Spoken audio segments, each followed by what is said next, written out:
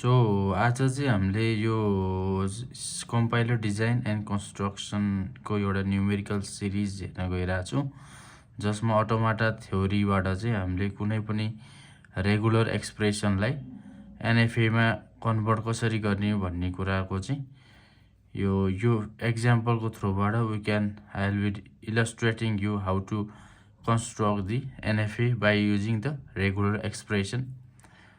So first of all, we need to break down this regular expression into parts. So we do have two parts in this regular expression. One is A or B closure, and there is dot A dot B dot B. So let's break down. यसलाई चाहिँ breakdown गर्दाखेरि चाहिँ सुरुमा हामीलाई के बनाउनु पर्छ भन्दाखेरि ए और बी क्लोजर बनाउनु पर्छ। सो ए और बी क्लोजर कसरी बनाउने त भन्दाखेरि सो सुरुमा स्टार्ट स्टेट हुन्छ। So we need to draw this start state. So start state भइसकेपछि चाहिँ तपाईहरुले चाहिँ एउटा state we need to assume. So let's assume this as 0 state. So जहिले पनि क्लोजर बनाउनको लागि चाहिँ एप्सिलन मुभहरु गराउनु पर्छ। कसरी गराउने भन्ने कुरा चाहिँ मैले तपाईहरुलाई यो फिगरबाट इलस्ट्रेट गर्ने छु। So 0 is the first state and we need to move the epsilon move to another state. So from 0 we need to move to 1। So this is the first step like 0 is the first stage and the 1 is second, and so now we need to move the epsilon again because it is A or B. So we need to make A or B, and after that we'll make a closure. So we'll be doing the epsilon move here as well. So here as well we'll be doing the epsilon move. Okay, so from 1 we are moving to 2 state. So from 2 we are moving to 3 state. So we'll be doing epsilon move for each one. So because A or B, we need to create A or B first. So epsilon move. So from here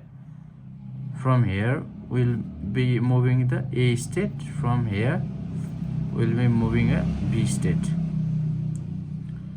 So 1 2 3 4, let's say it is 5 state 5. So from here also we need to move the epsilon. We need to move the epsilon and move to the 6th state. So from here again we need to do the epsilon move to 7 state. So यति भइसकेपछि चाहिँ हाम्रो अब A or B भनेको चाहिँ यति part हो। यति पार्टलाई चाहिँ हामीले चाहिँ A or B भन्न सक्छौं। सो यति पार्टलाई चाहिँ हामीले A or B भन्न सक्छौं। तर हामीलाई चाहिँ के चाहिएको छ त भन्दाखेरि A or B को क्लोजर भनेको छ। सो क्लोजर बनाउनको लागि चाहिँ के गर्नुपर्छ त भन्दाखेरि यो स्टेट भन्दा अगाडिको स्टेट र यो स्टेट भन्दा पछाडिको स्टेटबाट चाहिँ एप्सिलन मुभ लानु पर्छ। जस्तो कि 0 बाट चाहिँ हामीले कहाँ लानु पर्छ त भन्दाखेरि 7 मा फरवर्ड एप्सिलन मुभ लानु पर्छ र 6 बाट चाहिँ 1 मा चाहिँ एप्सिलन मुभ लानु पर्छ। सो यो भइसकेपछि चाहिँ के भयो त भन्दाखेरि A और B को क्लोजर हुने भयो। A और B को क्लोजर। सो A और B को क्लोजर भइसकेपछि यो क्लोजर पछि यहाँ डट छ। सो कन्क्याटिनेसन 7 पछि चाहिँ हाम्रो चाहिँ के आयो त भन्दाखेरि A लेखेर यसले 8 मा गयो हो। A और B को क्लोजर डट A अनि त्यसपछि डट B, यहाँ फेरि B लेखेर 9 स्टेट मा गयो।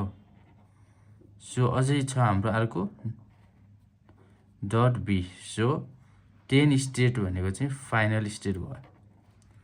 So let me revise it again.